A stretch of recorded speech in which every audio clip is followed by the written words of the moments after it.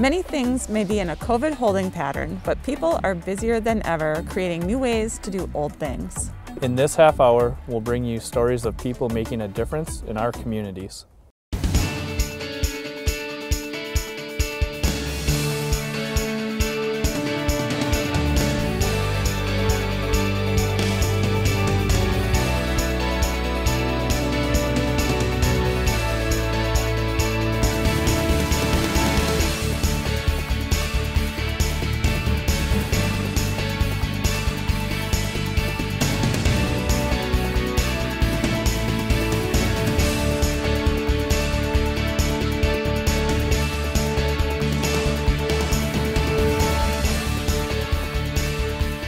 Hello everyone, I'm Tracy Minarchuk. I'm Kurt Friesen. We're the hosts of Lake Area Beat. Hello to you. Hello. How have you been? I had to come back here. I should explain that it was 50 degrees warmer where I was on vacation, and I was standing on a white sandy beach. Yeah. And now I'm standing on the snow, so. Yeah. Yeah. Well, extreme differences, right? Extreme. Welcome back. Yes, well, thank you. Thank you. Minneapolis made international news following George Floyd's death and the riots that ensued, and now it's making headlines again. We caught up with Detective Nate Hook just before one of the biggest trials began to talk about his role. It ranges from really high adrenaline to just staging somewhere in really hot 90-degree plus weather sometimes, just sweating. In the summertime, just waiting for either to go home or to be called out again. During his 6 years on the Ramsey County Mobile Field Force, Detective Nate Hook has spent days at a time sweating in the hot summer sun, a role that can be as draining and uneventful as it is exciting. Obviously, we're getting updates all the time about it. Leading up to the trial of former Minneapolis police officer Derek Chauvin, Detective Hook talked about some of his past deployments. And though nonviolence during a protest is ideal, sometimes it's not reality. Ultimately, what we hope for is nothing. Absolutely nothing happens. Right. Hook's introduction to the Mobile Field Force was his deployment following the shooting death of Philando Castile, sparking peaceful protests that turned to violence in the following days, leaving nearly 24 officers injured. And when the officer who shot and killed Castile was acquitted of all charges, some 2,000 protesters took to the streets, eventually blocking Interstate 94. And once you've done that, there's not much you haven't really seen at that point. City and safety officials are gearing up for what may come during Chauvin's trial, especially once a verdict is reached, saying they're better prepared than last year, where rioters caused $350 million in damage in Minneapolis and $82 million in St. Paul. And though Hook is reluctant to discuss specific tactics of the Mobile Field Force, he's confident they're prepared because, he says, they prepare for the worst-case scenario. We're just there to do a job, maintain neutrality, and make sure that people are safe when they do that. Because we have seen incidences, like I said, where you only have to have one person decide, I'm going to take a car and run people over. We can't have that kind of thing. At a time in policing when high-profile cases draw high criticism of police, Hook acknowledges it's a profession that can take its psychological toll, but believes it's a role that must be filled. I think it's an important function, even though there is a degree of danger to it. I think, like I said, somebody has to do it. And I don't think I'm overly special or anything like that, but I think you do have to have the right demeanor. With a degree in history, Hook welcomes the potential to become a part of history, and in a way, he already has. He and fellow officer Isaac Tuma provided security at the inauguration of President Donald Trump as part of MFF. I think it appeals to the history side of me in some ways, because you could be part of an event, like going down to the inauguration. You're kind of part of history as you do that, And I think those experiences are kind of cool. And no matter what may come in Minneapolis in the coming months, he's prepared to go where duty takes him, despite the risks. So in the back of your mind, you're always concerned, okay, am I going to get hurt today? Is the crowd going to get out of control? What kinds of resistance? Is there going to be resistance? Is it going to turn, like we say back home, is it going to turn to complete custard here and all hell's going to break loose? I haven't seen those things, fortunately. I know I've seen bits of it, and I've been in those situations, but we haven't had, I haven't been so worried that, I felt, oh my God, I want to take off my gear and go home. The need for community meals has increased significantly during the pandemic as people struggle with mobility issues and perhaps job loss. Fortunately, here in White Bear Lake, the longtime Meals on Wheels program hasn't slowed down. Our crew followed some volunteers as they made their deliveries, and they quickly found out the service is about a lot more than food. Meals on Wheels is, daily contact. Family members love it because then we're keeping an eye on their loved one when they cannot. Debbie Walker has been running the Meals on Wheels program in White Bear Lake for 14 years. She says the service is so much more than food. It's a way for seniors to stay independent in their homes. Okay, all right. Great, thank you, Tony. Drivers get to know their clients and their habits, and Walker can alert family or police if anything appears out of place. There was a package that was delivered to her front step, and she wanted to go out and get that package, but she waited until she knew that the route driver was going to be there in a few minutes. So then she went out there to get it, and when she bent over to pick up the package, she fell. This is an example of that extra something, the driver able to help the woman who had a history of falling. The drivers all volunteer, deliver meals 7 days a week, and the program serves 123 clients.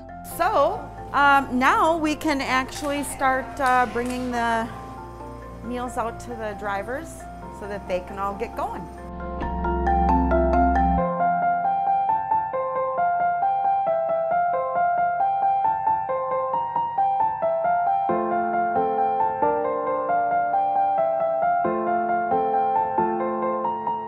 How are you doing today? Pretty good. You? How was your drive? Doing pretty well. Good. Okay. That's good to hear. We're doing pretty good. All right. Thank you very much. You're welcome. You have a good lunch. Thank you. You too. All right. Hey, buddy. Come here. Get back here. Walker says about 65 meals are delivered each day, and delivery has gone up 165% since COVID. The program, available to anyone 18 or older, has received generous support from the community and a great deal of gratitude from clients.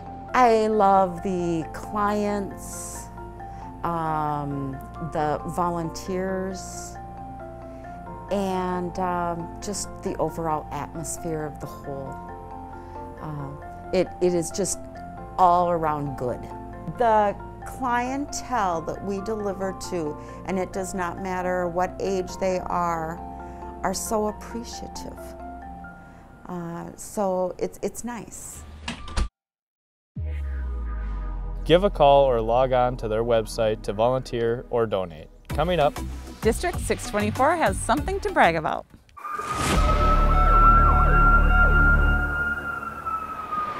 Hey everyone, what a year. Living through a pandemic has put a mental, physical, and emotional strain on many of us. And I think it's important to talk about the fact that there are a lot of people struggling. But there are things we can all do to minimize our stress. Knowing when to shut down the news is important for our mental health. In the past year, we've been inundated with negative news stories because frankly, there's plenty of bad things happening. This includes taking a break from social media. The body and mind go together, so make sure to take care of your body. This includes eating healthy, exercising regularly, getting plenty of sleep, and avoid drinking too much. Make time to unwind by doing the things you enjoy. Connect with other people. You may find they're feeling the same things you are. Finally, know how and where to get treatment, including counseling or therapy. It's okay to ask for help. Once upon a time, it was taboo to talk about our mental struggles, but we all have them. Reach out if you find you can't help yourself. There are plenty of resources available. Take care and Happy New Year.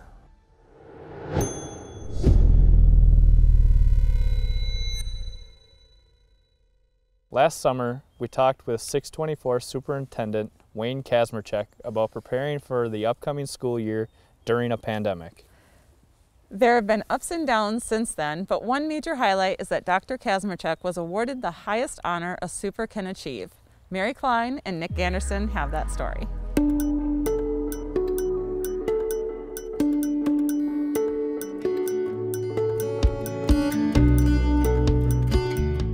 I had one friend reach out to me and say, so now you've been named Superintendent of the Year. Now that's a pretty high bar you're going to have to live up to. I've got like, what, 17 years left to work, right? So, just 4 years into his role as superintendent, Dr. Wayne Kazmarchek has achieved the most distinguished award an administrator can, Superintendent of the Year. But he credits the people around him as helping to build the district's solid reputation. it's an honor to have been named, but I know that it's a lot more than just me that's had anything to do with the success that we're experiencing. And so I think it's a nod to White Bear Lake Schools, and I think it's cool that people are noticing the good work that's happening here. Though he remains humbled by his achievements, an off-the-shelf reveals a decorated career throughout his 25 years in education. Among other victories in District 624, he helped pass the largest school bond referendum in Minnesota history. I said, what do other superintendents and assistant superintendents do when they're not building like $400 million worth of projects? It's a lot of meetings, a lot of construction meetings, a lot of planning. Kazmarchek maintains listening and accessibility as essentials to good leadership. Jody was, she served the district 32 years, 28 as the superintendent, 27 as superintendent admin assistant.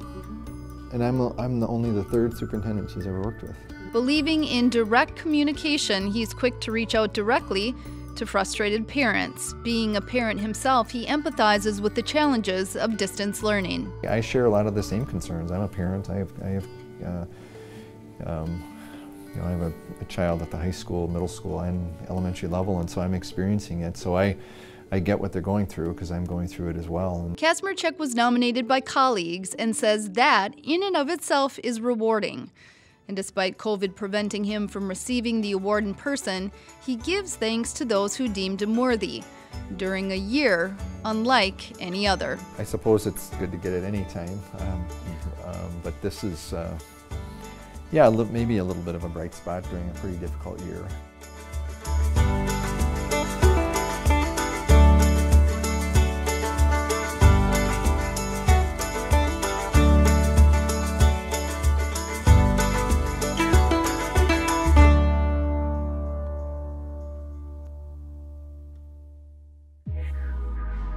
Congratulations to him. I know you've been back to school recently. Yes, we just finished teaching Dare at one of our local schools that had in-person classes, and they did it very safely. All the kids wear a mask all day long. I wore a mask. The teacher wears a mask. They clean the surfaces between classes. So far, wish there was some wood, I'd knock on wood. So far, they haven't caught COVID or transmitted COVID within the classroom. So they've had some exposures, family things outside the classroom where they've kept the kids at home, or they've had sent a class home just to make sure nobody's sick.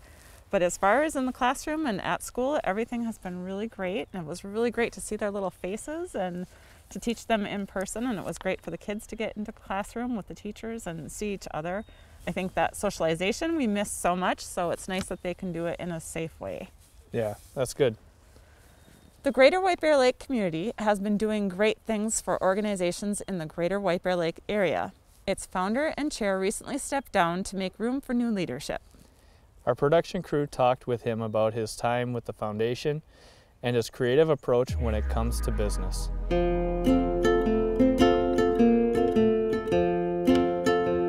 Whatever you do, you gotta have passion for it. We're not just doing it to do it. You gotta believe in what you do. Faith and hard work has pushed Bill Foussard to accomplish some lofty goals in his life. It'll come back. 2021 will mark Foussard's 21st year in business. Like many, it's been a difficult year, seeing his staff of 200 in summer down to 25 as he endured a second shutdown over the holidays. We're blessed to have the customers that we do, and we thank every single one of them when they're coming in, because it all adds up. Even as businesses are struggling, some closing, he remains eternally optimistic that big things are just around the corner. It's coming, though. I can feel it. Foussard's vision in 2015 to start a community foundation has helped many weather the COVID storm. And at the foundation's inception, some were skeptical, but his belief was steadfast. I remember the first goal saying we need to raise $1 million. People saying, "All right, Bill." We did. And now, you know, $5 million has been raised. It stays here. It benefits the greater White Bear Lake area. He recently stepped down as chair of the Greater White Bear Lake Community Foundation, toasted by well-wishers on Zoom. Foussard says he's thankful to have played a role, but is quick to give credit to others. I thought it was touching. I mean, just the whole, people are so kind, you know. It's a team effort, all the stuff that we do. It's not one person, it's a team, and we're blessed. We're blessed with wonderful people around us. The foundation awarded more than $50,000 in grants to 21 organizations in 2020, all local. It keeps some money here in White Bear Lake. Foussard says he's stepping down to keep things moving forward, and like his philosophy, he seems to be in perpetual motion, adapting to change and rising to challenges. Next year we'll be able to bring that back. Just those little touches in the rooms that make it so local. He's added takeout and curbside pickup during the shutdown and was able to open the rooftop, dropping the bear, an annual tradition, on New Year's Eve. Rooftop, we just put everything away because we had all the tables on, you know, set up for our New Year's Eve. He was featured in a Wall Street Journal piece for renting rooms by the day to families in need of workspace, the result of reduced occupancy worldwide due to reduced travel. When the mom and dad are working and kids are going nuts in the house, get a hotel room, so we had a day rate. The Country Inn House is an event center where small group trainings are held, while larger celebrations like weddings and funerals have been on hold because of COVID. So this room that normally holds 250 people, we're meeting Lake States in here right now. Just doing a asbestos training for 5 people.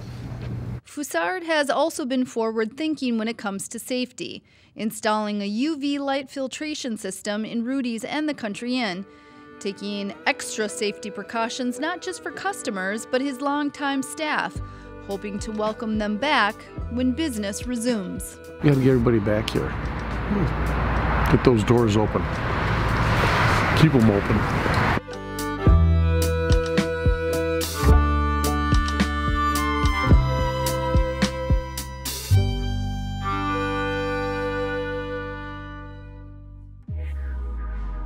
Although it may be a pipe dream to think the Vikings could make it to the Super Bowl, at least the Super Bowl has come to us on several occasions, and a local business owner played a very, very big part in the '92 festivities. As our team discovered when visiting his firm, the Winter Carnival played into the Super Bowl coverage that year, and Bill Rust had a record-setting role. Taking a walk in White Bear Lake, one need not look far to see the work of architect Bill Rust. Since starting his business, Rust Architects, more than 40 years ago, he's worked on nearly 30 projects for the city and countless home remodels for its residents. I'm more of a person who really likes to put my hands on something. You know, I'd rather lift the brick and put it in place than just kind of look at it or whatever, you know. His hands-on approach is somewhat unique in the world of architecture. His firm both designs and constructs, and like his buildings, he puts the same enthusiasm into his relationships. We're a small suburban firm, so we really take it to heart, you know, who and what we're serving. Rust Architects is a small firm, which makes one of his biggest accomplishments, the 1992 Ice Castle, all the more significant. My dad was over and at the time, and he was so proud of, you know, being a part of it and stuff like that. And though he takes a matter-of-fact approach when talking about his work, he practically melts when he talks about ice. Ice can be kind of monolithic looking, you know, kind of, you know, if it's not lit up with colors and stuff like that, it can be a little bit boring. I mean, I think it's gorgeous just to see it. I've got some nighttime pictures of when we were building and stuff in it. And it's just eerie, it's just so exciting to me. Rust got involved with ice designs in the late 80s and was sponsored by Pepsi to build the 1992 Winter Carnival Ice Castle. The year the Super Bowl was held in Minneapolis, beating out other proposals, which left some bigger firms skeptical. They were a little suspect that a little, you know, 3, 4, 5-person firm is going to be able to pull this thing off. And I looked them in the eye and I said, if I said I'm going to do it, I'm going to do it. And boy did he. The Ice Castle at 166 feet and 8 inches has a place in the Guinness Book of World Records as the tallest ever built. And like his office filled with memorabilia, Rust is filled with stories of the castle, which took about 22,000 ice blocks to build, He shared the moment the final piece, the 20-foot spire, was being placed at the very top. He just shifts it over a little bit, and the back of the crane is just doing this, you know, and set it down, and it's in place. And we both breathe a huge sigh of relief. I will say that my structural engineer had a heart attack because of that. Russ says the pressure to perform was immense. It's no surprise. It said that 1 billion people saw, read, or heard about the castle around the world. And in St. Paul, traffic was stopped at Snelling Avenue all the way to Harriet Island, just to get a glimpse the day it was unveiled. They had a big countdown, you know, 10, 9, 8, 7, blah, blah, blah. And it comes to 0, and nothing happens. And later we found out that there was some kind of a time delay on some of this stuff. And then all of a sudden the William Tell Overture was used as the background music. And so I still have that going in my brain even today, you know. Blah, blah, blah. The deconstruction phase also took a great deal of planning. Though Hollywood came calling, hoping to blow the castle up, liability and safety concerns ended those talks. And when the weather warmed up, the castle had to come down. The wrecking ball comes up to it, and we're thinking, okay, so we're guessing how many swings of the wrecking ball is it going to take to bring it down. The wrecking ball swings and thud. Nothing happens. Thud. Nothing happens. I don't know how many times we hit before this thing finally started to come apart. Unlike most of Russ' structures, the castle's end was inevitable, but remarkably, it began with a hand-sketched design that hangs on his office wall. A reminder his hands-on approach has most certainly served him well. I'm not, you know, downplaying the computer and what technical people can do, but it doesn't have that same feeling and stuff that you get from seeing a hand drawing and stuff like that.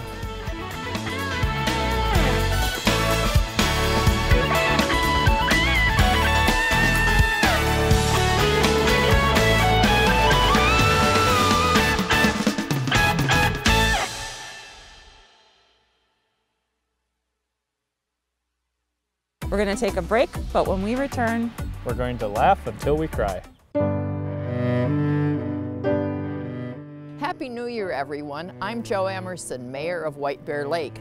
We may be in a pandemic, but there are a lot of good stuff to celebrate this year. You can find all the great stories about the people making a difference in our community right here on SCC TV. And don't forget to like us on Facebook. Best wishes to you in the new year.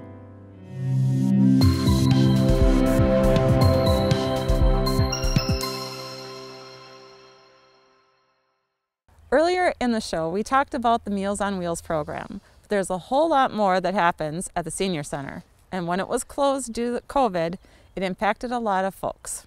Here's that story. The best part of it is relationships. They've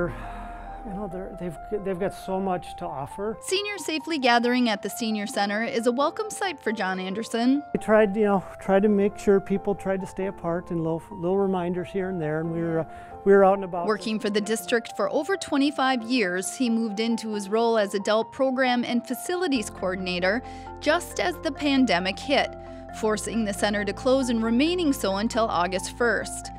He's experienced firsthand the impact isolation has on seniors. I've learned that they really want to be together. They really want to come out and do things. It's been difficult coming into this role right at the heart of COVID because we were shut down.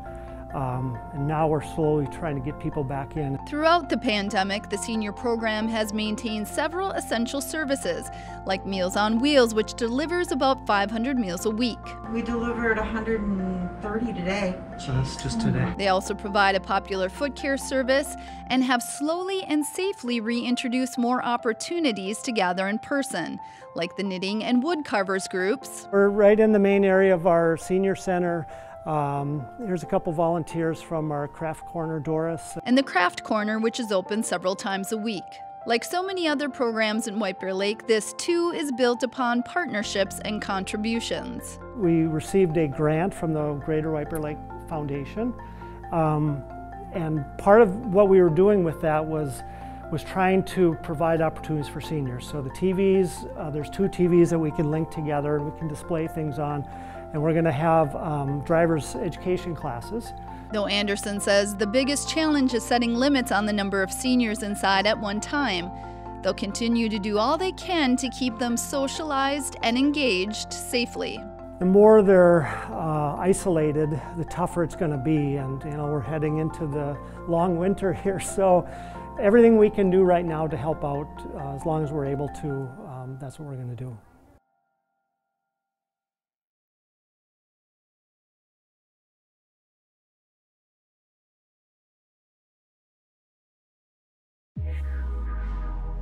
They say laughter is the best medicine. Well, then we get a lot of medicine when we tape the show, right? We do, and not everything is suitable for TV here. There's a bunch of lines that I probably you missed and I missed. Here are a few of our Lake Area Beat I saw outtakes. you missed some, and then I started focusing on that.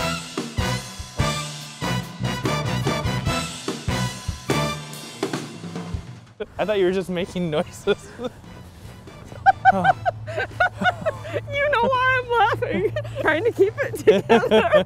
Try again, I guess. Here we go. We're just gonna shoot from the hip here. Nailed it! Yes. One done. How many to go? Hey, you can multitask. She just doesn't care anymore. It's 2020, whatever. She's like, I'm not gonna get anything better out of this guy. I got a lot of work to do back at the station. I know. Can we wrap this up? Shop owner shared how she survived. You gave me all the S's.